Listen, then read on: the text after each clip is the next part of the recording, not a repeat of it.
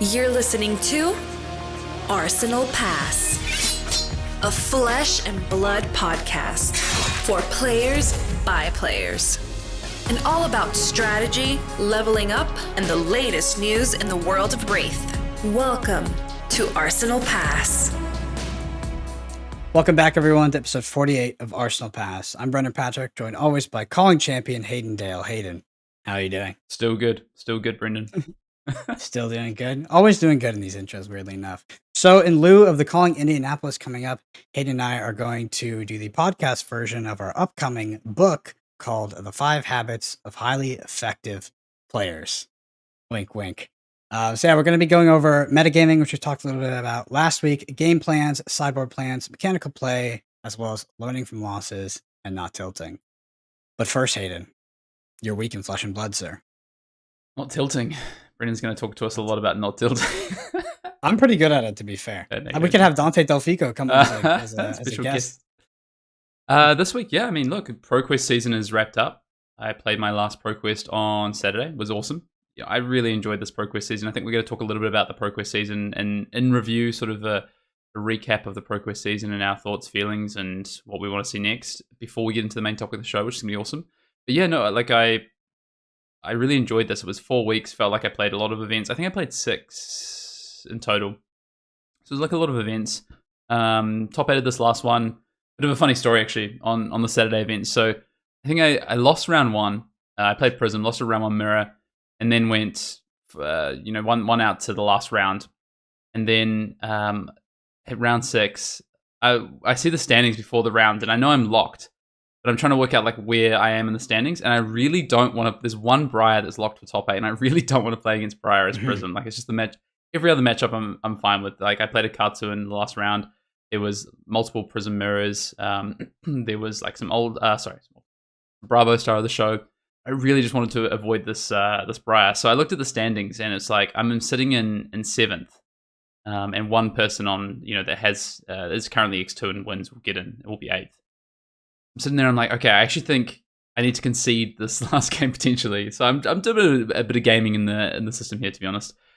Which people might have their opinions on that. But it's playing the match. I'm thinking about maybe I just want higher seed, right? Like maybe I just want to be able to go first in the majority of Prism mirrors. But I know there's one Prism who's going to be above me.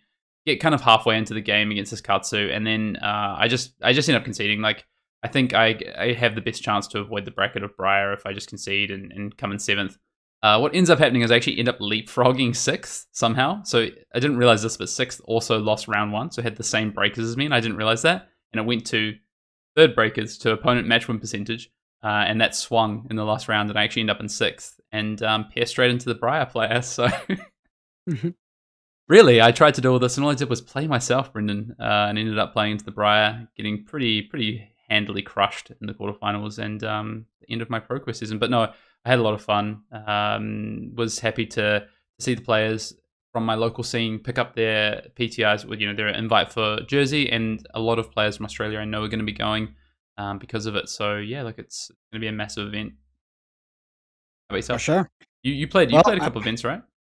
Yeah, so I only played 2 ProQuests this season, but I played a doubleheader event this past weekend.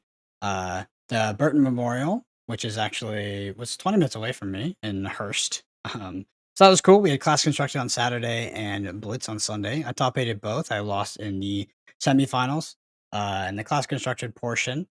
I lost to a Prism Mirror, unfortunately, and then on Sunday in the Blitz, I went undefeated and then lost in the quarters. So bit of a bummer. Classic. But it was still fun. And this week has been really busy for me outside of that. I've done a lot of streaming on YouTube. So we just flicked on the stream, and a lot of people have been hanging out. We've been having a good time, and basically just been streaming our testing games, or my testing games, in preparation for the Calling Indianapolis. So that's been really cool. As well as I did a Fab Trivia game night event. Yeah. So it was DM Armada, Dalen Mack, Red Sun Rogue, and myself. And we did like this whole trivia game. I'm not sure when it's going up, but no spoilers though. No spoilers. Yeah, no spoilers. I think people will find it funny though. I think it was entertaining. Awesome. But yeah, busy week for me, and I'm calling ahead of me this weekend, so a lot of Fab. I'm so looking forward to this calling. I'm gonna be glued to the coverage. It's like really late. I think it starts at 1 a.m. for me, but it's like, you know what? It's fine. I can't wait to. I really enjoy. Whatever you want to say about this format, I quite enjoy watching this format, and I think it's going to make some coverage. But I'm also really excited about commentary team. I'm excited for SCG to do their first event. We haven't had like a streamed Fab event since the last lot of US callings, so we'll do it. Yeah, so am I. Excited to see Brian as well. You know, obviously you did the video with him recently, so go check that out if you haven't. Hayden did a video with Brian Gottlieb on the YouTube channel, and they talk about this upcoming event. Unfortunately, I wasn't Hayden's pick to win the tournament, which did break my heart, but you know, it's been broken before, so it'll probably come back together fast enough. Anyway, Hayden, let's talk about the news. You're always my pick. I just had to share the love around. Yeah, let's get into the news. And I want to start with, where do I want to start, Brendan? I want to start with our video series, our gameplay series. We did the Everfest Gauntlet series up on fabtcg.com. Thank you again to Legend Story Studios for providing us the opportunity to do that. We did 3 games, 6 different heroes that have been very prevalent in this ProQuest season. You know, if you haven't gone and had a look, do so. Quick spoiler, so if you don't want to hear this because you haven't seen the games yet, just mute it for 2 seconds. I lose all of them, so I've got some revenge to get against Brendan in the coming weeks, but no, I had a lot of fun, and if you haven't gone and checked those out, we talk through them as we usually do, but these are gauntlet-based, you know, matchups, so we're taking decks that have done well in this ProQuest season, running them into each other, and just talking about the matchup and game plans, etc., and yeah, it was fun. Hope we get to do it again. Yeah, hopefully, maybe I can maintain my my win percentage in the future.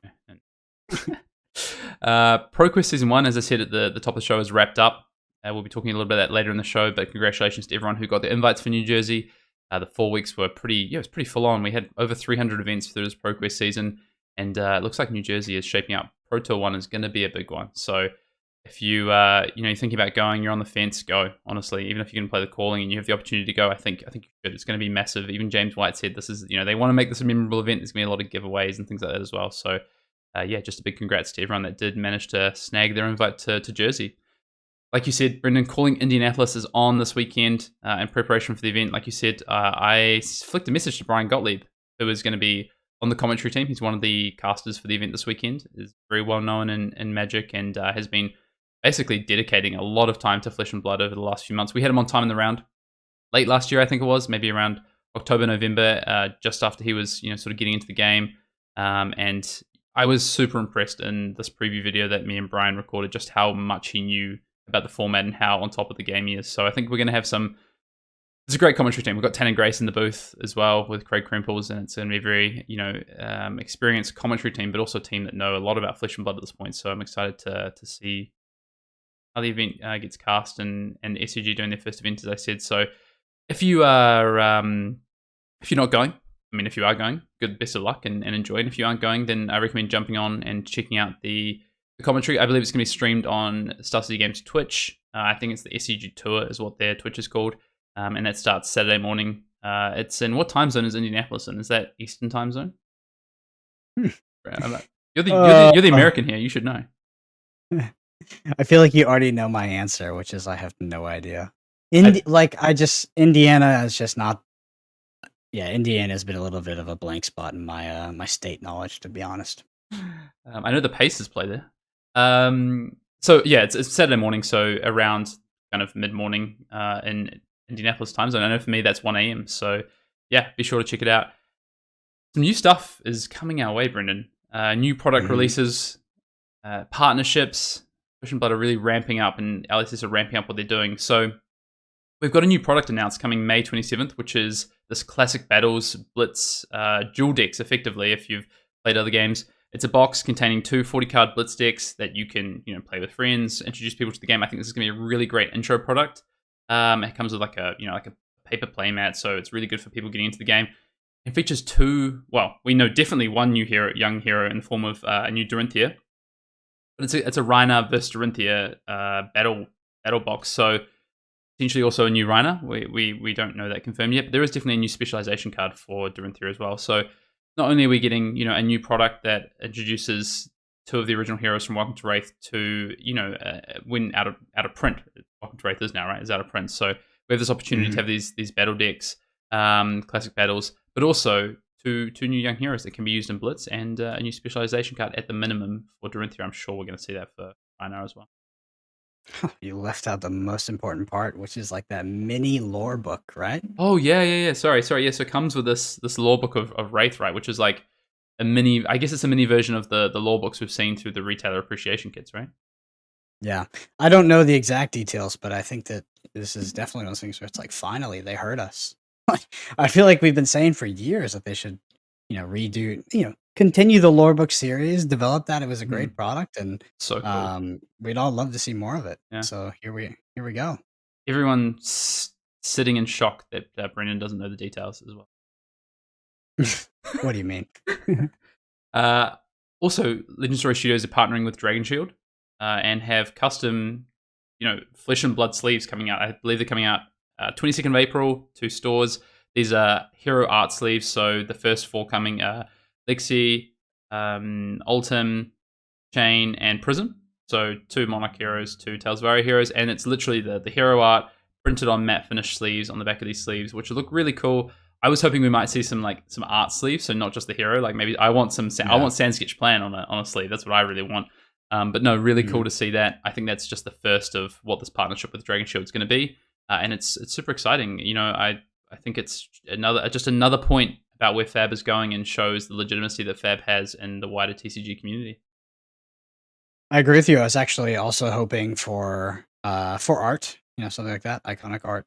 I was really actually hoping for the map, right? The kind of like that would be outs. awesome. Yeah. That would be sick. And the way they teased it, I honestly thought that was going to be there. Probably in the future, with the heroes, it's very recognizable, iconic, and approachable for people new to the game. So probably just an introductory product there. But partnership with Dragon Shield, that's a big deal. Huge. Yep. So very exciting. I'm definitely going to be picking up. What do you? I think I'm going to have to pick up. I like the chains. Do you know what? I'm not a massive fan of the hero art idea of the sleeves, but I think it's cool that we start here. I'm probably going to pick up Old Time and Chain, I guess. Maybe we'll use those on stream. Yeah, for sure.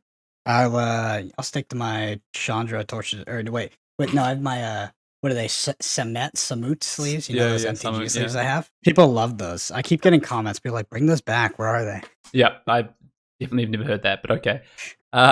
Moving on, Skirmish Season 4 starts next weekend. So not this weekend, we've got a break. We've got Indianapolis, which is super exciting. Then Blitz is next weekend, another, fast-paced season. What's really cool, I think, is that we're going to get the Skirmish season, and then, we're less than a month away from the Pro Tour. And I don't know if you saw, Brendan, but there's a grayed out article currently on fabtcg.com which says details for Pro Tour number 2, which is going to be coming in next. Oui, sir. You think we're going to France? Would you just? I might have insider info. I don't know. No, I just I'm excited to go to Europe. France would be awesome. They did a calling. They're doing a calling in Poland, so looks like they've hit Eastern a bit. So maybe we'll be somewhere in Western Europe this time. So I would love to go to France or anywhere in that area. But Pro Tour, it's exciting. This competitive roadmap that they talked about prior to 2022. It's happening. It's being executed on, and the kind of realization of what professional flesh and blood is supposed to be is kind of coming to fruition. So I'm extremely excited. It's awesome to see. So, prediction? Where are we going? Prediction? Where are we going? I honestly think we're going to France or Italy. I think we might do Rome. Okay. All right. I mean, no love for the UK. Big UK community. Yeah, could go to the UK too, but I just, I gotta pick something. I gotta guess somewhere. Where are you guessing? I'm not guessing. What? I'll just wait for the announcement. We'll see. Okay. But no, very cool. Very excited. And I'm excited to see what comes next so we have up till kind of Pro Tour 1, we know what's happening, but we have no clue what's happening for the rest of the season. We know there's a skirmish. What else? When does ProQuest Season 2 start? Is that going to start before the Pro Tour even starts? That might make sense based on timing. What about Worlds? What about Skirmish Season 2? What about limited events? When we get the next set, what does limited look like? I'm missing limited, honestly. I'm missing limited play right now. We've had Tales of Aria for a while now. We don't have any limited events.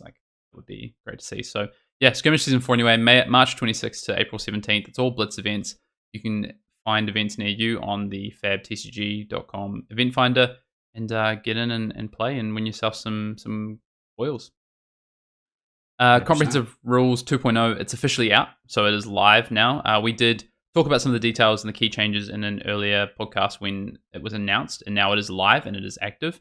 You can go and see there's a release on this and tells you some of the big changes, but there's a lot of quality of life changes around basically like how kind of just clearing up how phases and wording and stuff like that works. There's some changes to like cost announcements and how cost works. So some cards do get a little bit of a nerf, things like Fine Center and Frostlock. So it's worth checking those out.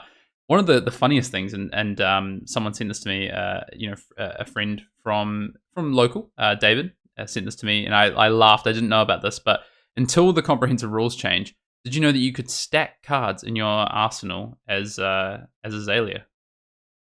So I didn't know it back then, but I did know it before the 2.0 released. Sure. Also activating energy potion before it's it's resolved. There's one thing that happened in this rule change that is definitely a quality of life change, but unfortunately has the ramification of ruining probably one of my favorite parts of the Prism mirror, which is the interaction with Merciful Retribution and blowing up spectral shields and sort of blowing your opponent out and denying their go again, ending their combat Really? chain. That And just, changes?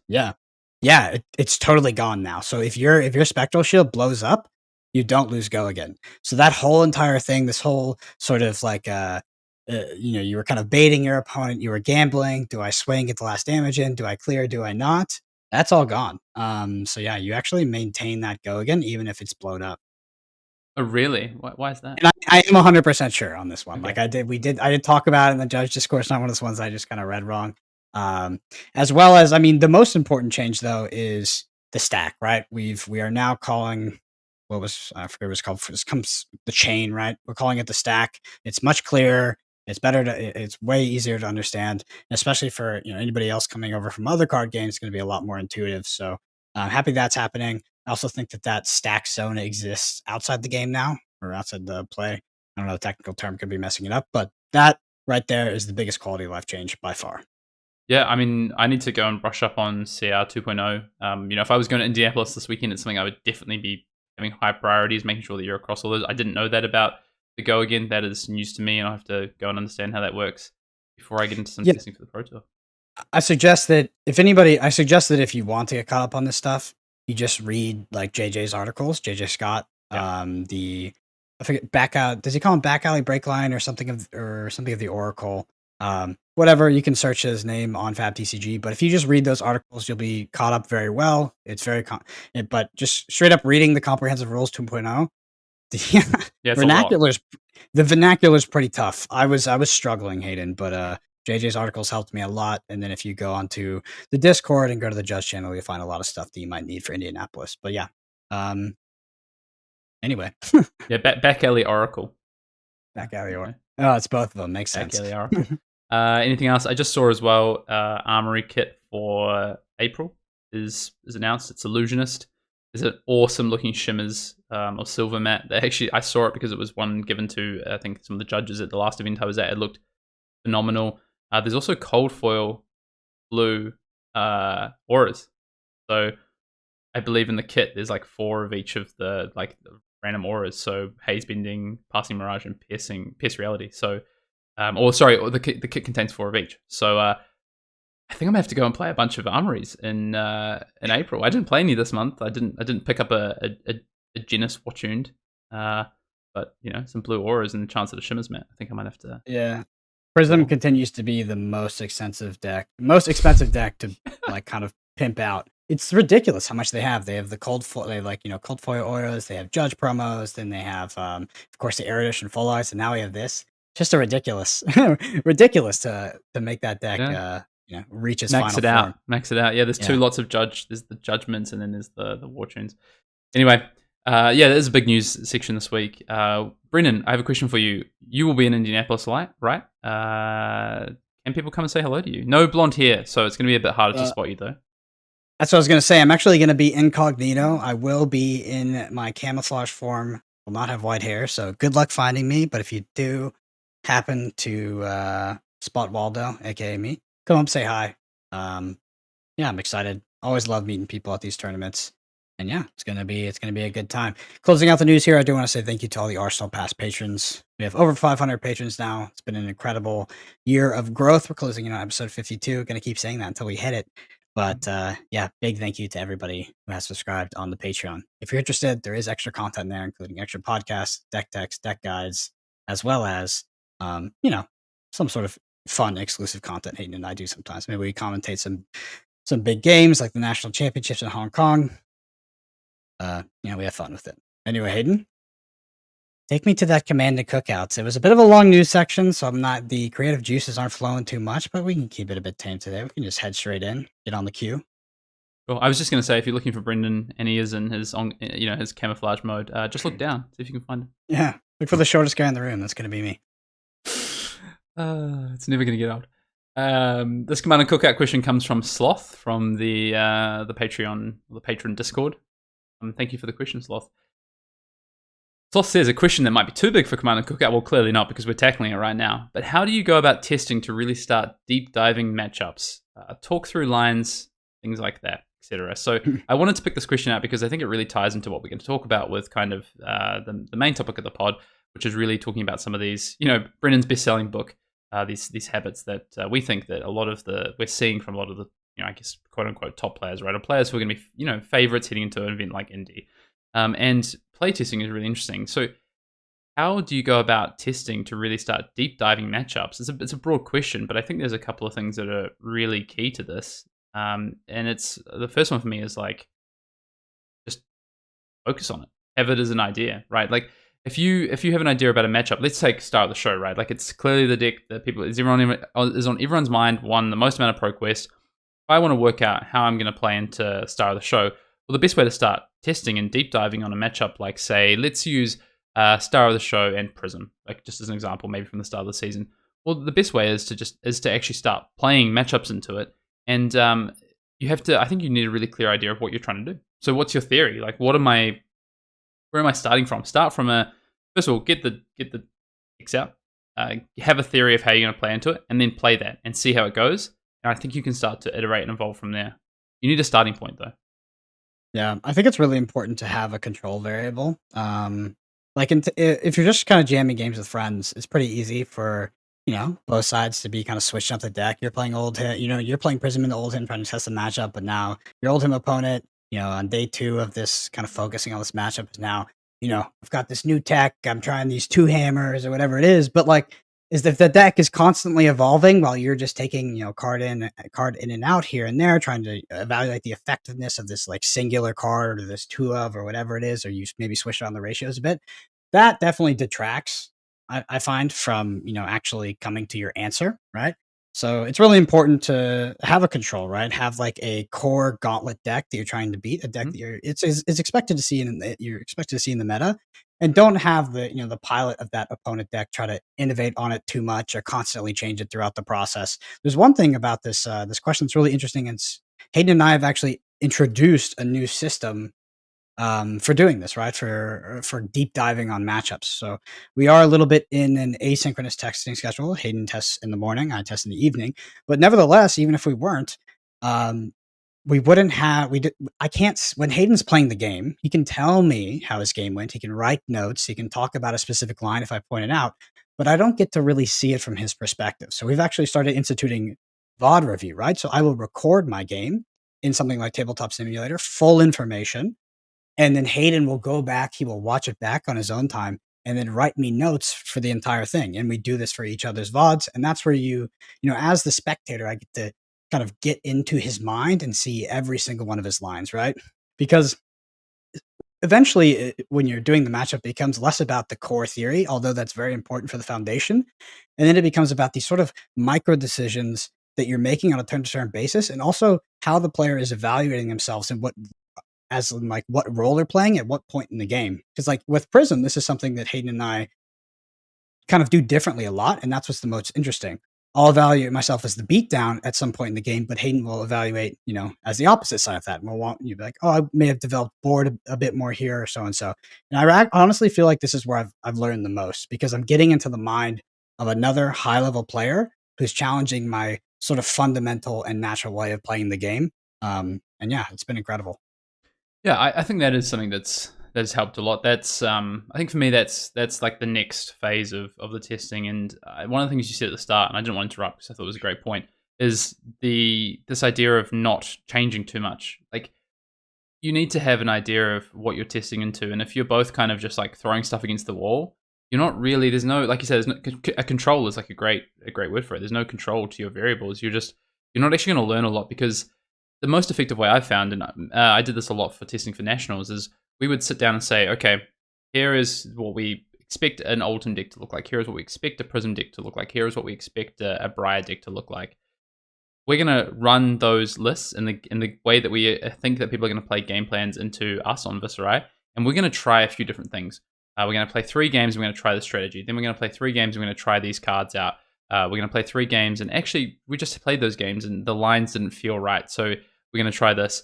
And then after we figure that out, then we might move on and say, okay, the next step is, well, what if actually Oldhim played to basically fatigue us? What if the Briar played to set up bigger turns as opposed to being really aggressive every turn? Once we've got a baseline for things, then we might try different things from the control side into it. But we won't try that until we've actually understood what we're trying to do. I think you need to, when you're doing testing, I think you have to have an idea of which is the deck that you're innovating and testing with, like the matchup. Who is the one that's like, this is where the focus is? I think always one side is going to have more focus on it, and the other side should be the control version. Because if you have both versions trying to innovate and like really work on that deck and try and find things, and no one's really playing more of a stock or this kind of given approach, it's really hard to get good information from it. Because you could play a game where it's like, okay, I just played Briar in that matchup to help my friend test, but I just played in a really weird way to try a few things out. And your friend also played in a different way to try things out. And then you both go to the event next week and, oh, wow, my opponent is not playing in the way that I expected. And my testing was kind of not really relevant. Like, I've got all these cards to tech for this matchup, but that's not actually how the matchup plays out in reality. So I think it's important that you have this idea, like Brendan, I think control was like the right word. Have a control deck and then have the deck, the side of the matchup that you're testing. Yeah, I just want to expand on that and clarify the word control in this use case. So we're control, when we say control, we mean a variable that stays that stays the same and does not change throughout the process, right? So it's like the foundation that you're testing against. But yeah, I know it can be kind of confusing because the control deck, true. Control archetypes, all that kind of stuff. Yeah. If it's an experiment, this is the one that does not change. This is your constant. So constant, yeah. There you go. The stock standard, the gauntlet deck. You need one side to be the gauntlet deck, otherwise, and be played in a gauntlet fashion. And you can played in a gauntlet fashion. Yeah, you can innovate and change those game plans up, but get a baseline first of all. You need a baseline to go from, because if your opponent starts playing, if the assumption is like, oh, this matchup's bad, I'm just going to play in a different way anyway. First of all, you need to actually learn that that's true, and I think you need somewhere to start. And maybe you've already done the testing and you both agree that that's true, but it could well not be, right? Especially if you are trying to change things into a stock sort of strategy. How do you know if the strategy on the opponent's side's already changed? How's that actually going to help you? Yeah, and then I think my last point here is like what usually leads to these things being hard to execute, because it sounds like it kind of sounds like a very good idea and then an easy thing to do, but says easy does hard, right? Yeah, people try to you don't want to. What is testing, right? Testing is not trying to win the game and trying to, pander to your ego. So I think if you're playing on the gauntlet deck, if you're playing on the control deck, you need to realize that is your role. And, when both players are trying their hardest to win every game rather than gain knowledge and information, I think that leads to ineffective testing. You wouldn't know much about that, would you? No, I just win everything. Go look at the LSS videos. Anyway. Thank you for the question, Sloth. I hope we did some justice to it. It is a very deep topic, like you said. Maybe it's too big for the Command & Cookout. I'm sure we could probably do almost an episode on that, and we have talked about testing and effective testing in the pod before, but it's something that we love to come back to, because I think our learnings continue to develop as well. And like Brendan said, like the idea with the VOD reviews, like that is a new thing that Brendan's really implemented to try and, I guess, move on in terms of get some insight and some more effective testing. So something we'll always come back to. If you do want to get your question for the command and Cookout in, then you can do so, I mean, basically any way you want to. You can email us at arsenalpassfab@gmail.com. You can drop them in the YouTube comments below and let us know that it's a command and Cookout question. You can tweet at us. You can drop it on our community Discord if you are a patron. Whatever way you want. Send a postcard. Why not? Yeah, yell it at me from across the convention center in Indianapolis. Ask them a little Whatever note. you want. All right, Hayden. Just like let's quickly close it out. This ProQuest season. What were your final thoughts? How did the whole entire experience go? Just wrap it up. Give me like a brief, Hayden's brief final thoughts review per se. X out of 5 stars. So I want to talk about two things, I guess, like from a personal perspective, and then from just trying to be a bit more objective about how ProQuest was done. Is two things for me. So from a personal standpoint, yeah, I loved ProQuest. I had a lot of fun playing these events. I planned to play like 4 or 5. I ended up playing 6. I ended up traveling to an extra 2 because of it. 1.5. 1 was already kind of maybe on the books. Traveling to 2 because of just how much I enjoyed playing it. The community aspect of it was like fantastic, like meeting a lot of players. Actually met players I hadn't before and have been actively engaging with these players as well. I got to play a few different decks. I personally played 3 different decks across the season. Won't talk about one of them, it's fine, whatever. I think for me it was like 6 ProQuests. I managed to top 8 5 and go to the finals in 3. Did a couple of finals as well, and win one outright. And then the kind of the one I didn't top 8, I played Livia, which I had fun still. Some fun. I just 1-2 dropped. It was alright. The idea of what a ProQuest is, I think, is really cool. We haven't had this before, and it reminds me a lot of the old the PTQ system for Magic, which is really cool to see, and the old system that I really enjoyed, not so much the newer system. In terms of, I guess, like the longevity of this, I think this works. I think this ProQuest works. I think there's a few things that LSS need to look at in terms of potentially just like quality of life changes and improvements for heading into ProQuest Season 2. I think they need to work a little bit closer with some stores in terms of like capacities and access to these events, which I know you've talked a lot about, Brendan. Do you know what? I didn't hear as much about this as it was improved. It was improved. It was the only thing. There's going to be like the only thing I was going to say is that that kind of situation is improving in the United States, which is nice. Yeah, and in Europe, from what I understand as well, there's still some restrictions in places, and here in Australia, I think everyone who wanted to play in said ProQuest got to play. Like, one of the cool things I saw was that stores that are really invested in what LSS are doing because of the relationship they have with LSS are doing things like hiring external events, but they're working with, they're having conversations about it. And I think that side of what LSS are doing is great, and they're doing that with certain stores. Maybe they don't have the capacity to do that for the wider network, and it's realistically that's really tough to do. But some sort of support system in there, I think, would be great for giving some some education, some information to these stores about what is a ProQuest, how big could this be? Because some stores, they might not know. They're running the game, they're selling the product, and they're running armory events, and they get this opportunity to run a ProQuest. But what does that actually look like? Like, what could it be? So I hope there's maybe a little bit more support for retailers moving forward. But I thought it was done pretty well. I expect to see ProQuest expand somewhat, although a lot of invites given out, right? Like, how much can you actually expand ProQuest moving forward? Like, how big can Pro Tours be? Is a real question on my mind, and that leads me to pricing. Like, how do you continue to have these gold foils hold value? And I guess it's not up to LSS to hold, to understand the secondary market, but it kind of is, because this is what they're not giving cash incentives for people to get to these Pro Tours. They're not giving away flights or anything, and there's a lot of these events, so they need to keep an eye on it. And I think that's going to be really challenging. I don't have solutions. I don't know what they should do, but I think it's something that they need to understand. I was surprised that we ended up having just 12. I think it was 12 gold foils in the end, but I think that's smart. It allows you to do another lot next time, right? So, it's something I'm keeping an eye on, is like, how do you continue to grow ProQuest? And my thought is it doesn't necessarily mean more events, but maybe more players and events that are more dispersed so that players have opportunities to play. It actually, the concept you're talking about expands past ProQuest as well. Because like you said, they're not compensating players. Yeah, they're not, on the kind of professionally, they're not compensating players the way the sort of, the Magic Pro or 2 are used to, which made the that lifestyle a bit more sustainable. And it is done a lot through these promotional cards, through these cards that you'll win, not through actual cash incentives. So there's a bit of Ponzi-nomics there, right? We have these sort of new promotional cards that come out. They have X value. There's Y supply put back, and this sort of maintains this price. But LSS has this like weird connection to like not managing and also managing it, because that is how people are playing the game professionally, is winning those cards and selling them for a lot of these players. So it's interesting to see how that will scale, right? Because as more players enter the game, as we have more events, will this still be a viable way to support your hobby of traveling and going to these big events? So like I said, I think that's a big topic to unpack. I have one critique of ProQuest. What well 1.5. 0.5 will be a sub point where you talked about, some stores don't have the same quality as others on ProQuest.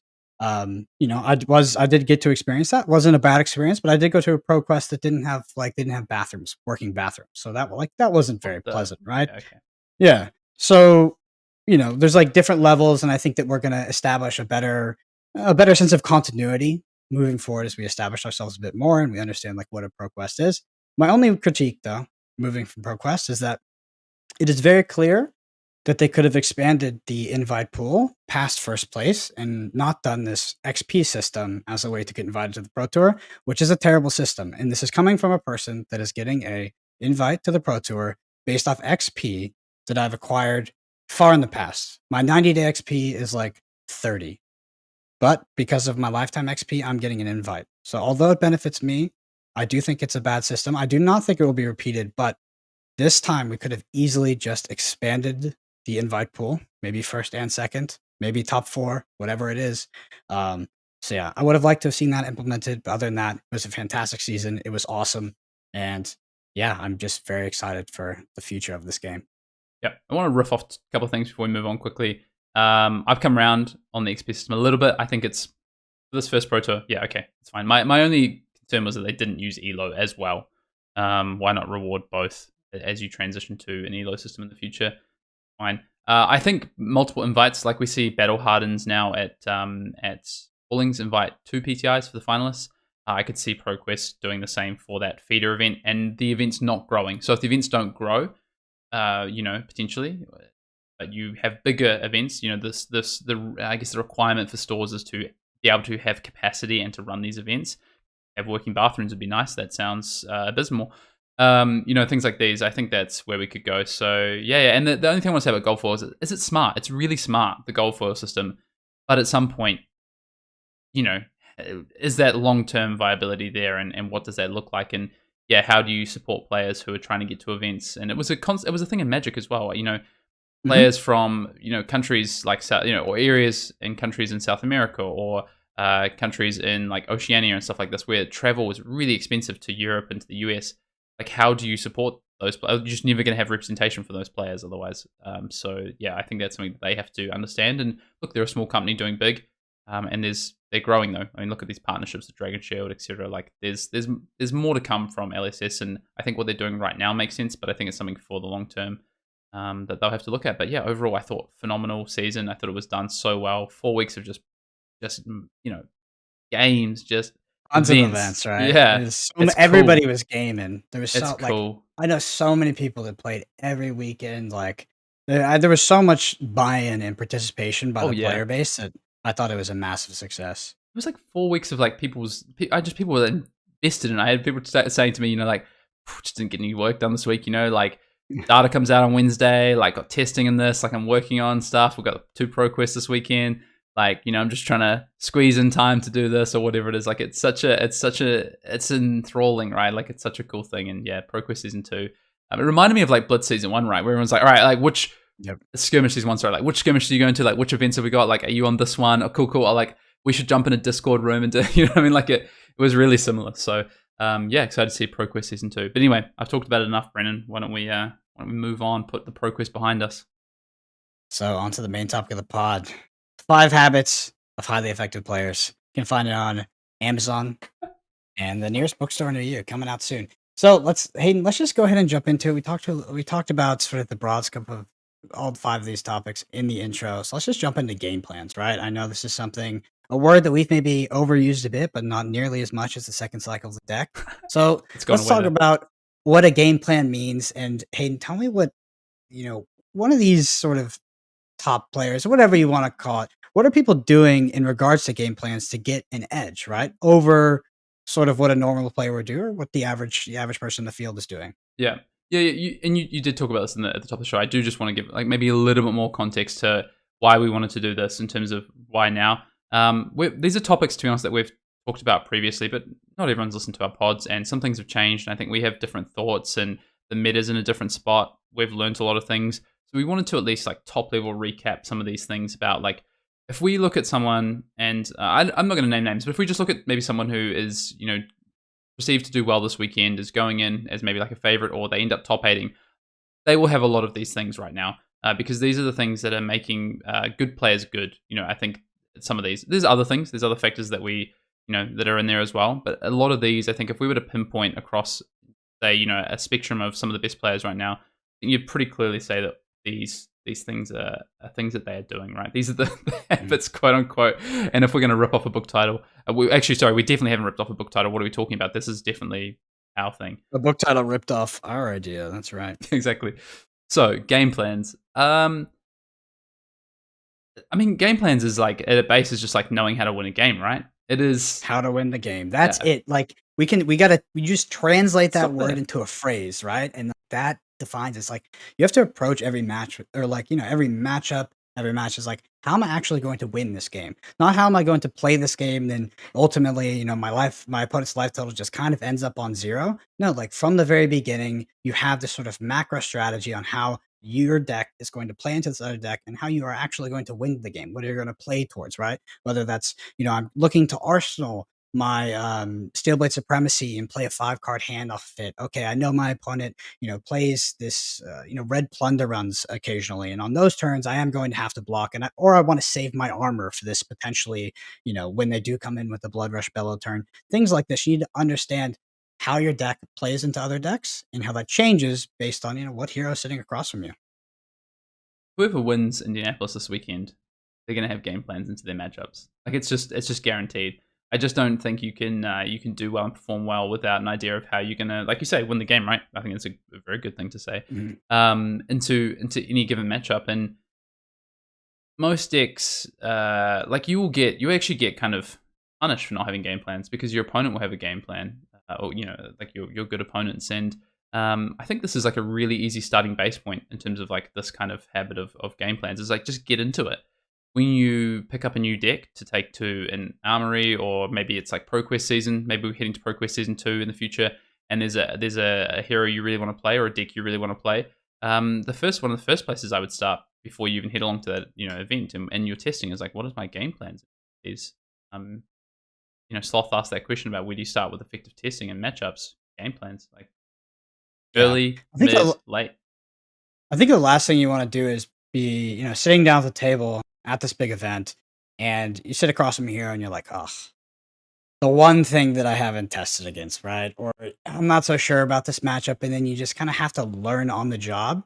It's a terrible feeling, and you can avoid doing that with proper testing and preparation, but also just talking to people, right? You can get this information from other players that have played those games, done the work for you, and they can give you good information on how to sort of blitz or speed run the masterclass on how to beat that. And that way, when you sit down across from your opponent, you're not learning, on the fly and just kind of try to figure it out as you go and figure out, maybe when you made the mistake on turn 0, when you attacked into a Starvo and let him filter his hand for no reason. And then he activates his ability and comes back and you're like, oh, that probably wasn't the best idea. Right. Or something like that. So it's both, like I said, end of the day, how am I going to win the game? And specific to this hero that's sitting across from me. And then to an extent, how do I lose the game? Like that's also important, right? Like, so specifically in something like the Prism Mirror, how do I win the game? Okay, well, I want to, have presence. I want to have heralds, those things. How do I lose the game? Well, if I get behind on board and I let them land a bunch of auras on me, I can pretty much get just like prisoned out of the game. I can get locked, right? And then I just have to get very lucky on heralds if I want to win it all. So while I'm playing through that game, I'm being very conscientious of my opponent's auras on the board, being able to come in with something at the end of my chain to clear it, maybe land my own, and staying on parity with them because I know it's important. I know it's very snowbally. And it's, if I let it get out of hand, or maybe just kind of forget about it and get excited about a triple hailed hand or something like that in the early game, that I can lose just off that decision alone. Yeah, the macro plans are really important when we talk about game plans. Like you started in macro. Like this is how I'm going to win the game. So I'm going to play the early, so I'm going to play the mid, so I'm going to play the end of the game. And ideally, like knowing your opponent's game plan as well is like huge value. But then there's the micro, which is like the things you just talked about of this, like on any given turn, this is like the play pattern I want to follow. Like I want to, if I'm playing Viscerai into Prism, like I want to be like Rosetta-ing at the end of a chain to kill Aura. Like that's my kind of micro game plan on a turn to turn that I'm looking to play into. And what does that look like mechanically? The first thing you want to start with is like the bigger idea, like how am I actually gonna, like you say, win the game? Here's a couple of questions for you, Brendan. You just talked about matchups. If you're going to an event, you're going to Indianapolis this weekend. Do you have a game plan for every single hero that you could play into? So all of the heroes in Classic Constructed. So I have robust game plans for what should be 90% of my matchups, right? And then past that, I have theory, right? I understand how those decks work, and I understand what my deck wants to do in those games in order to win the game. I don't know every small interaction, every potential, blowout or whatever it could be, but that's just the nature of the beast and me not having infinite amounts of time and resources. So I would say I focus on the big ones, and I get really granular on what my game plans are going to be and how I'm going to win those matchups with consistency. And then for the rest, focus on theory. I talk to other players. And yeah, I just approach it from that perspective. I may not have had the literal reps myself, but with a good enough deck that potentially is aggressive or linear, if I just have enough theory and know what to avoid, my deck can kind of do its job, right? But you have a macro plan into every matchup, regardless. But some, the key ones are where your micro plans are really coming in, right? Yeah, absolutely. Cool. Yeah, I think that's an important thing to know. I mean, you can't. I will always have macro plans when I build a deck, to be honest. Like, there's never any time where I don't have a macro plan, because otherwise, why have I built the deck, to be honest? But it could be I just have macro plans into, like, maybe I'm building a deck right now and I have a macro plan into Prism and Bravo, and then I'm testing and I'm building micro plans. And then, you know what? I'll have macro plans for the other things, the other heroes, at some point, definitely before I go into a big event. But that can come later. It's like a process, I think, with game plans. But yeah, you will see, no doubt. I have no doubt in my mind that whoever, probably even top 8s in Indianapolis, whoever wins Indianapolis this weekend, they're not just going in and being like, yeah, I just kind of played my deck and just like played the cards out. No, they've got game plans. They know how they want to play the early, the mid, the end of their game, and they know how they want to play into their opponent with those game plans. What's up next, Brendan? What's the second habit? Next, we got sideboards, and I know everybody's got sideboards, but there's more to sideboards than just writing out some cards and figuring out like what kind of comes in, comes out. Sideboards are interesting, right? Because you have a limited number of slots theoretically that you can add in. I don't know what your core deck looks like, so maybe you have more than others, but you do actually have like a limited number that you can, limited number of cards you can bring and potentially, use as tools, tech cards, or transformational sideboards to play better into your worst matchups, or maybe win your mirrors, whatever it is, right? So I think to a large extent, like your sideboard should be geared towards the meta, right? It's geared towards what you expect. Because a lot of times, there's going to be cards that are incredible against Kano if you're on Prism, but you're probably not going to need them, right? So I'm not going to have 10% or, even 30% of my available sideboard cards geared towards this niche deck, right? I might just kind of have to roll the dice because I know that the likelihood of me playing something like a Starvo, a Prism, or a Viscerai is so much higher that the cards that are going to make up my sideboard are going to be more tech to that, right? More cards that are tooled for those matchups I know I'm going to run into more, and maybe more cards that are going to help me win my bad matchups, right? If I feel confident in the mirror, I feel like the mirror is technical, right? And I can play it very well. I have a lot of reps, but my Katsu matchup is just really rough and there's not much I can do about it. Maybe I bring in some extra tech to kind of shore me up and help me when I get into those matchups eventually. Kind of funny. I kind of disagree a little bit, but it's more from like a theory perspective of like, I don't think cards are for matchups in Flesh and Blood. I think cards are for game plans. And I think sideboard plans and having sideboard plans, if that's kind of your second habit, it really goes hand in hand with your game plans as like your first habit. And that's because you can have game plans, and what helps you enact those game plans and changing those game plans is having sideboard plans and understanding how to sideboard efficiently. And I think that if I talk about, like, I think we're kind of on the same page, but I think we look at it a little bit differently. Like if you talked about, okay, Katsu is a concerning matchup for me. What's my game plan into Katsu? And then what does my sideboard look like to enact that game plan? I like to work backwards a little bit and go, okay, rather than just like, oh, I want these cards, I want X. Like, I'm just like, more heralds is good against Katsu. First of all, can my plan into Katsu be like more heralds, more herald based as a prism with my prism shell into Katsu? If the answer is yes, and I want that, cool. Then I've moved from my game plan being a more herald based game plan, an aggressive game plan, to now my sideboard, where I'm working on my sideboard plans, and then I'm looking for spots to find the amount of heralds that I feel I need to enact that game plan. So I think it's really important. I think this is something that you're going to see a lot of good players do, is that they won't just jam cards into their sideboard. They'll have a really clear idea of how that works into their game plans. And when they change their sideboard cards, they're doing so because it impacts their game plan. They're not just saying, actually, I have like these 3 or 4 slots which aren't really doing stuff in certain matchups, although that's a good identification. Then they just go, I'm going to play these cards because they're good. I'm going to chuck these Chains of Eminence in, or I'm going to chuck these defense reactions in because maybe I could just use more defense reactions. Well, hold up. How does that actually play into your game plans? Do you need more defense reactions, or are they just going to be more dead cards? And when you stick them in your deck, are they just going to take away from your game plan? And I know we've talked a lot about Prism, but kind of how I felt about like the Fate scenes I played in week 1. I had Fate scenes in my list. I played differently to the person who gave me the list and gave me the game plan. I felt that my game plan was different. So I had these excess cards in my sideboard that I just didn't want anymore. They didn't fit in the matchup. I didn't want to put them in because they didn't fit my game plan. And then that's working backwards on that sideboarding. I think it's just super important. I think game plan and sideboarding plans go hand in hand. And basically game plans is how you're going to play, and sideboard plans is like how you enact it. How do you make it happen?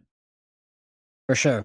And I think that I can kind of go off of that, especially the Prism example, where you're right. The Fate Foreseens are fundamentally changing what your role is in that matchup and how you actually be interacting with Katsu, right? You're just adding in more kind of, oh crap cards, right? More answers to, you already kind of game or you beat down. But I look at it like a tech for Katsu is me adding Command and Conquer to my deck. I would not play Command and Conquer in the mirror, even as a popper. I think it's terrible. It's terrible against Starvo, but it's so effective against decks like Chain and Katsu, which want to preserve 5-card hands and go wide on me, that if I'm already, I understand that matchup is like, if I can apply Herald pressure, that's a good spot to be. And that makes me the aggressor in the matchup. And Command and Conquer, as the aggressor in the matchup, is a fantastic card, right? You have this Herald into potentially an Aura, and then you land a nasty Command and Conquer at the end of that chain after they have it blocked. Could really help in that matchup. I have one question that I think helps elucidate my point about sideboards being a bit meta dependent, the most, which is how much Null Rune are you playing in your deck? Much Null, yeah. But what I would argue is that comes from your game plan, because I could say, oh, there's gonna be a lot of Kano this weekend. I'm gonna throw 3 Null Rune in or 4 Null Rune into my Viserai deck. Now I can't play Boots or Skalata, so that completely changes my game plan for my Viserai deck. So I still think you need to really understand, even though there's cards that are maybe more like cards you can spot for different matchups, you still really need to understand how they're going to flow into your game plans and what they're going to do. I don't think you can just chuck cards in for this, like the Command and Conquers, right? It's a great example of a card that in previous formats has just done so much. In this format, I think does a bit less, is less potent than it has been, but does a really specific role, right? But your game plan is adapting to that. Like you just said, like I'm trying to have a Command and Conquer on the end of my chain now to disrupt. I want to disrupt in that matchup. That's part of my game plan. I want to have these on-hit effects with like Water and Herald and stuff. So like, this is still part of your game planning, even if it's a bit more sort of spot in and out with cards as opposed to just like big wholesale macro changes. For sure. And I understand your point of view, but I do think there are many decks and many players that would play better into a niche deck like Kano with Null Rune 4 and even execute their game plan better. But if decided to actually play Null Rune Tech 2 in their entire deck because they can fit more cards in those slots to actually, tech for decks that they expect to see, right? We see people cut on Null Rune. Where if Kano was obviously the most popular deck and obviously the best deck, you wouldn't see them doing it. So that's somewhat bit of the meta dependency in my mind. So Hayden, you talked about this, right? You want to reduce redundancies and cards that just aren't used in your sideboard. And it sounds like a stupid thing, right? You're like, that doesn't make any sense. Write out your sideboard, right? And maybe with like a newer deck, I guarantee you're going to have a card in there somewhere, maybe the third of a card or even a whole set of cards. It only comes in for one matchup that doesn't even matter that much. it's actually even very likely that you have a card that doesn't come in for like any of your matchups and shouldn't even be in there. So write it out, get rid of those redundancies. And I think, usually if you're evaluating your sideboard, actually getting into, looking at it in detail, you'll find something like that's important to look for those things for an event like this. And lastly, I want to talk about understanding, and this is going to be a good one for Hayden, understanding what costs you incur by adding cards into your deck from your sideboard. It's not like Hayden said, I'm not just adding in tech cards, right? I'm not like, oh, well, Command and Conquer is just good against Katsu, and I'm like hardcore Prism. I only want to be landing auras, and that's how I win the game. This is not how it actually works out, but like, let's say that's the theory. That's terrible, right? I don't want to bring in this asymmetric card that it doesn't even work with my game plan at all. So these cards that you put into your deck, they affect what your deck can do and how you're going to execute that game plan. And this comes in the form of ratios, right? When you add in these red cards, take out blue cards, take out yellow cards, your ratios change, the math changes, and your likelihood of, maybe being able to cast that forecast aura is much different now. Obviously with Starvo as well, you have your fuse targets, things like this. So I think you need to understand, based on what cards I'm bringing in, how have my ratios changed? Does that change my game plan? Do I need to adjust the way that I'm playing? And lastly, I think that sometimes based on the cards that come in, that you side in for a certain matchup, it actually changes the way you fundamentally play that matchup, which again, not to overuse the word, but it goes back to game plans. For example, if you're playing something like Dash, right? There's some matchups where you're just going to be boosting whenever you can, right? You boost in, you want to be aggressive, things like that. Then you go into another matchup where you sided in some command and conquer, some defense reactions, all this kind of stuff. And now, maybe in the early and mid game, it's actually quite risky for you to do that, and you shouldn't be doing that. So I think it's important to analyze the costs that you're incurring when you're adding these cards into your deck, because it's always non-zero. I have a great analogy. Well, I think it's a great analogy. Taking a shower the other day, Brendan, and I thought you were going to say something else, and you said you're taking a shower. Taking a shower the other day. I mean, I take a shower daily, sometimes twice daily, depending on when I go to the gym. Just in case anyone was concerned about that. And I'm getting my body wash on the hand, getting ready to lather it up, put the bottle down, and I see on the back of the bottle, it's an all natural body wash, and it says, with our body wash, we think it's just as important what we don't put in as what we put in. And I just thought, it's such a great analogy for Flesh and Blood. When you're sideboarding, what you put in is just as important as what you take out of the deck, and it is very true. Like, you fundamentally change the way that your deck is going to operate, run, function, play, hands, play cycle to cycle based on not only what you put in but also what you take out. So, if you're ever thinking about sideboarding and game plans, also just think about how important it is. That's what's not in your body wash. Hayden, don't worry, I got you, Hayden. If you're ever thinking about sideboard, think about Hayden in the shower, just lathering. Right? That was your point there. Anyway, let's go to the next one, which is mechanical play. All right, and now on to the section that is the epitome of easier said than done, which is mechanical play. What does this mean, Hayden, and how do we actually execute? Having tighter play, having better mechanical play, and how do I utilize this to gain an edge over the rest of the field? It's one of my favorite probably topics because it's something that I know has been a weakness in my game and continues to be something that I try and work on. But mechanical play effectively is the micro decisions you make in the game. It's remembering to tick up your tunic counter. It is the sequencing you do on your turns to get the most damage out of it, to break the chain the least amount so that your opponent's phantasmal footsteps get the least amount of value. Like, mechanical plays are the small micro decisions and things that you do in a game to get the most value. And it is about taking your time, I guess. It's about understanding. It's about reps and practice. And it's about paying attention and being like cognizant of what's happening. Like, a lot of mechanical play and poor mechanical play I see is just like lapses in concentration. I've literally lost events from mechanical play. I lost a winning into it. Everybody has, right? Yeah. I mean, everybody has to have done this at some point, where you just make the dumbest. I watched Zach. Okay, I'm gonna call him out, right? I was watching this as well. I had to walk away. Yeah. I know what you're about to say. I watched Zach Bunn in the finals of a ProQuest. This is the new the finals of a Battle Harden, right? I think what was 20 minutes on his 20 minutes. He had game in hand. Easiest game of his life. Game. And then he goes to execute this thing.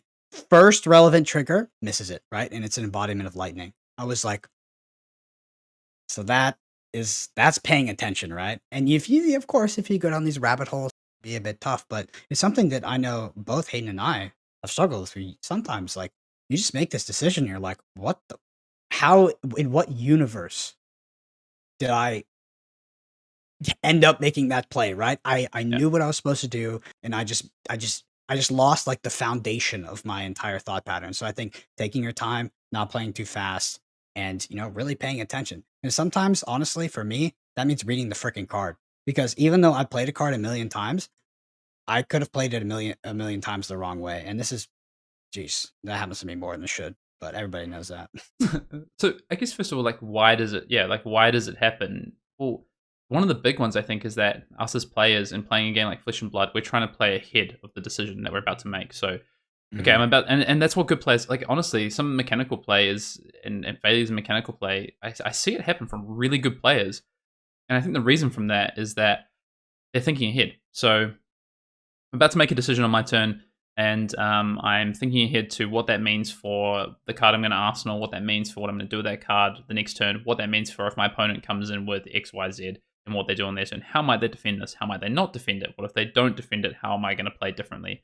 And then all of a sudden, I'm thinking about all those plays, and I just forgot to activate my Snapdragon Scalers on my attack to give it go again to even start making those plays, right? Because you're so far down the road that your mind is gone from the current play that is right in front of you. And I think that is literally where so much of the mechanical play issues come in. There's other things. There's like forgetting to tick up tunic counters and stuff. And my advice, right, for, and I guess for like developing this habit, and I am still myself really trying to get into this and get even better, because in an event there's always if I go through an event without mechanical like play mistakes, I'm flying high. Like, it happens very rarely because it's something that for me I'm still trying to work on. First of all, I think go through your turn. So if you're forgetting tunic counters, phases. Think about the phases in the game. That's something that you need to start thinking about. Okay, start of my turn phase. What happens at my start of my turn? I've got trigger on tunic, I've got a trigger on Genesis, or I've got a trigger on this Blessing of Deliverance, whatever it is. Okay, my start of turn triggers. Now I'm into my turn. What is the first thing that I want to do in my phase? Okay, I've already planned out what I wanted to do because I did that during my opponent's defense phase. Let's just quickly reevaluate that. Do my lines of play still work with the mechanics that I know are here? So I'm gonna. Oh, actually, hold up. I have a frostbite token. This changes like my mechanical play. I can't actually immediately remove the counter from my tunic because I need to pay for frostbite. So just these mechanical plays and these things you're going to do. Okay, I know that in the middle of the chain here, I'm going to break Snapdragon Scalers. So I might be thinking ahead. And then, okay, reactions. Do I have any reactions? Like taking a step back, taking your time. Yes, I do have a reaction. I've got the Snapdragon Scalers. I've already pre-planned. It's not about, you're taking your time not to think about lines and plays. You're taking your time just to go, okay, right, I already had a plan here. Let's make sure we enact this plan. That's literally that's probably my biggest advice, is think about the phases, think about what's happening through the game. Like Brendan says, take some time, but take the time to reflect on the decisions you're making. It's not necessarily, you shouldn't be taking time to rehash everything over again. If you made a decision during your opponent's turn to not defend because there's a line of play you want to go for, that's the line of play you're going for, right? Now your focus is on mechanical, enacting that in the best way possible through your mechanical play. hmm So the way that I do this is that I will think about my line, no matter how complex, and occasionally they can get complex. I'm thinking for a while, and then as soon as I finish, I think that I found it. I go, okay, go back to the very beginning and go Run through. just do step one. That's it. Do step one. That's it. Because it is when you get on those really deep kind of decision trees, that's always what you lose. Basic, simple, just fundamental piece to that the simplest ingredient, right, is what gets lost. The activation of your Snapdragon was to even have go again to do it, right? It's it's so many different things. So I will think about my line, and I'll go back and I'll execute everything is in like a fraction of its most micro thing, right? Okay, I just play this initial card, and then I go through the steps. I also struggle with it, but at the end of the day, it's some of those tools, right? It's some mental stuff, but a lot of it's practice, practice, practice. You got to get the games in, muscle memory, and yeah, that'll help you a lot. People ask for like, oh, what are like some tips? What are some things I can do to like remember these? And people are like, oh, like put a dice somewhere for your tuner and all these things. But honestly, the best way is to get into habit so that you don't need these things. And the best way to so they just become second nature. And the best way to do that is to go through them as a process. and then the process becomes natural, that you don't have to think about the process after a while, rather than like these little tips and tricks to do this. Like I put something on top of my deck, or I put this next to my tunic, or whatever, or like when I'm going to use my Snapdragon scalers, like I'm going to turn it sideways and have it close to my hand, or whatever. Like the best way to do things is to have a process and to practice with them, and that's something that personally I've been trying to work on, is come back to this process. And now it's becoming a lot.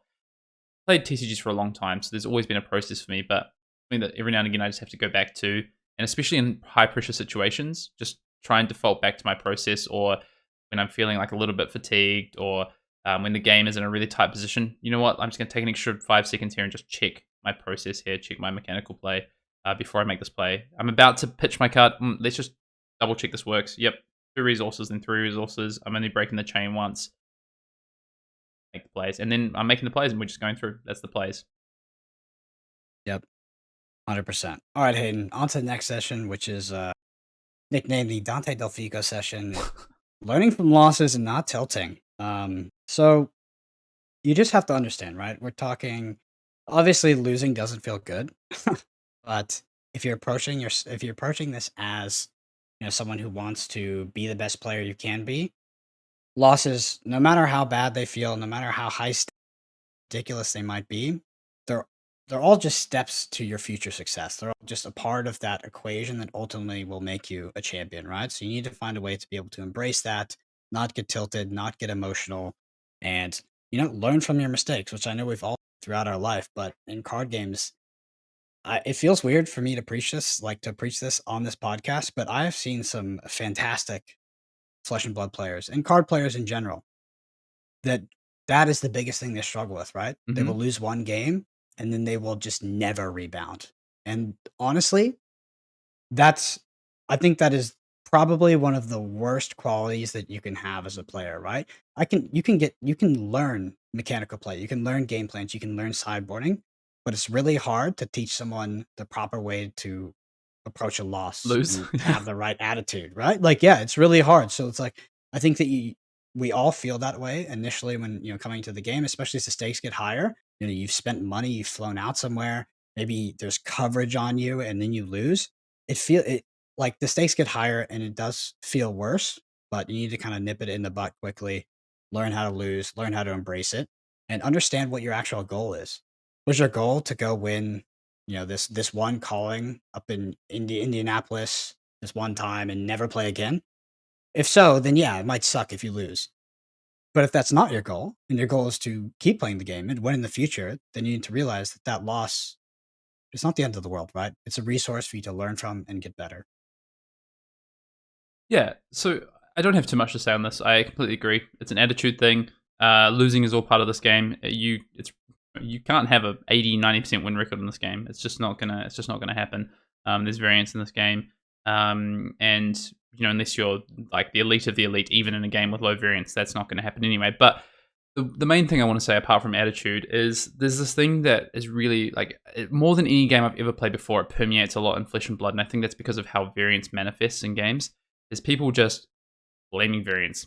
Like it happens a lot. I think when you look at Bravo in the current format, people being like, "Oh, like got casinoed out or whatever," and it's like, no, like that was statistically not that unlikely, And people, rather than trying to learn from the loss, just saying, "Oh, I just got so unlucky," or "My opponent had the nuts." Like, yeah, sure. So every now and again, your opponent is gonna have the nuts, but how do you deal with it? Like before you've even, I feel like dealing with loss is one thing, but also the other aspect of this and not tilting is people are tilting in game before the game's even over. Like I've seen people just give up on games that I've thought are perfectly winnable, even if it's like a 10-15% chance, they can still win that game.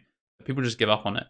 And play to your outs, right? Yeah, like play to your outs. And I think it is really hard. And I, like mechanical play is one thing that I really struggle with. This idea of like understanding variance and how losses come and not tilting. I think that's one thing I think I'm good at. That's something I have practiced and I've been better at that, I think. Except when it comes to losing to Brennan, it tilts me off the face of the earth. No, kidding. But honestly, like it just, you can only play what's in front of you. And you know what? If your opponent does get a little bit lucky, so what? You're going to get some luck back the other way later down the track. It's not, all one-way traffic. So it's just about doing what you can in the moment. Sometimes your opponent gets really lucky and you still win the game because you play really well and you can get yourself back into a position where you can get some luck down the road that you get the better end of the variance down the road. They get these perfect hands to start with, and then what you get through it, and then they start to draw all reds or whatever. They start to brick on hands, and you're drawing good now, and you get back into the game. And that's an ebb and flow of a game of Flesh and Blood. Never going to change. And I'm probably sounding a bit harsh right now, but just got to get used to it. And you know what? I'm sick of people complaining. And on top of that, Hayden, one of the things that I hate to see the most, players use variance as an excuse to not analyze their game, right? This sort of, kind of cop out of I got high rolled, even if you did get high rolled. If you got high rolled, okay, you got high rolled. But using that as an excuse to not actually look back on any of the turns, any of the plays throughout that game, I think it's a massive disservice, and you lose out on a lot of potential to improve. Because there are games where maybe based off the way your opponent drew and the way they played, you had a 0% chance to win. But you can still go back and analyze, some of the micro decisions you made. And I think it's just important to ask yourself the questions, like, regardless of getting high rolled, did you play perfect, right? And analyze that, break it down. Yeah, I remember Brendan, you and actually Dan, who we tested with as well, getting a little bit annoyed about this, but during testing for I guess Tales of Aria season, we'd play a game and we'd talk about the matchup, but I was more focused on my mistakes. And I'd be like, oh, like this, and this. And then you're like, yeah, but don't worry about that. What about the matchup? What about the matchup? No, but I could have done this. And I feel like I played a little bit badly there. And it is. It's. I think it's really important to look at those things because I've had opponents say to me before, be like, oh, I got a little bit lucky. And I'm like, yeah, maybe you did get a little bit lucky, but also I think I misplayed on this turn and this turn. I could have played a little bit differently to maybe keep myself in the game, and I didn't. And then I lost to you, and you played well, and maybe you did get a little bit of luck, but it doesn't matter. That's the game. I now need to reflect on what I did wrong, not anything else. Yeah, I love how this, I think the ultimate manifestation of losing an outlane from tilting is actually kind of like a whole different idea, which is something we talk about a lot, which is playing to your outs. Sometimes playing to your outs is not only does my opponent have to draw the worst possible hand, but they also have to have a brain fart. And you play for those 0.1 percenters. And eventually, it's gonna happen, and it's a ridiculous feeling.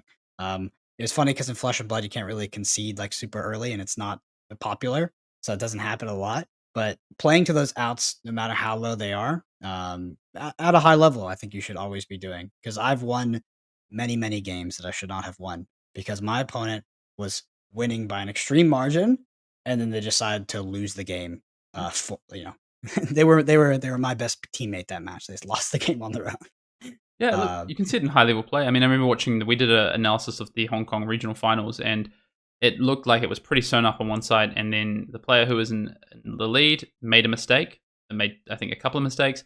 The player on the other side of it continued to play their best, continued to play as hard as possible and find the lines, and they could have given up on that game. It looked like they were basically dead. And the only way they were going to lose their opponent making mistakes, their opponent did.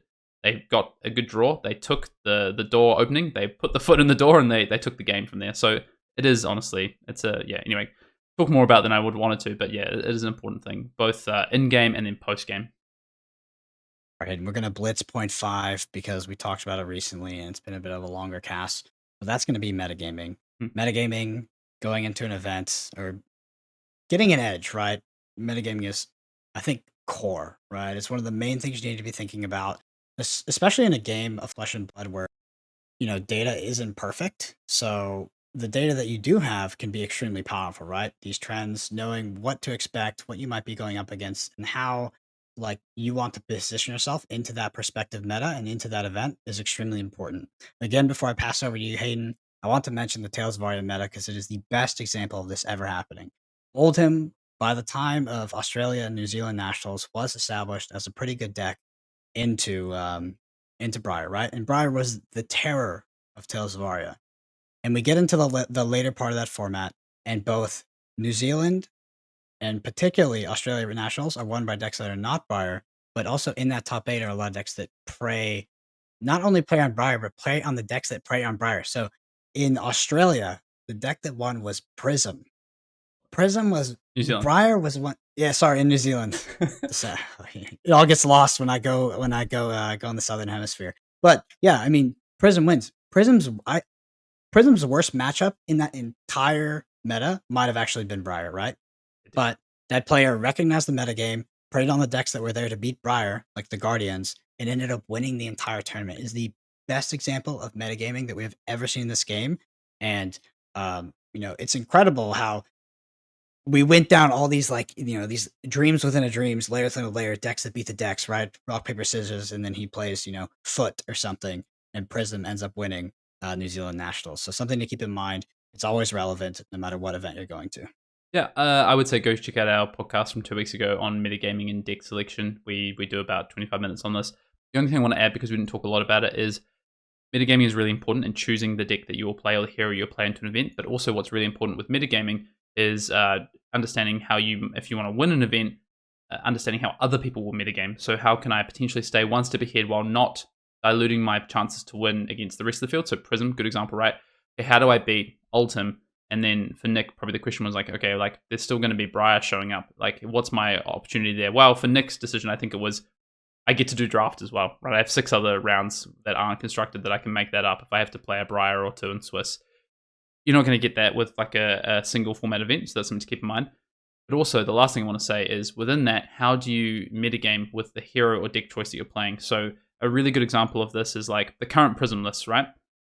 If you're thinking about the mirror or you're thinking about what that list does, where's the iteration? What's the move on from there? Like, what are the cards? And I know, Brennan, you're probably going to be playing a couple of cards in your list this weekend that are thinking about how you would metagame the list you're playing, tweak it. So it's not just the deck choice you're making now, it's the list you're choosing and the cards you're choosing. And that's kind of the only thing I have to add is it's really important to think about metagaming from a macro, but also a micro perspective, especially when you head into a format that's starting to establish and develop itself.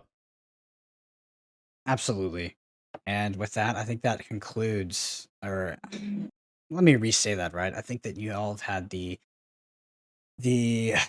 pleasure of witnessing the masterclass, Arsenal Pass masterclass on the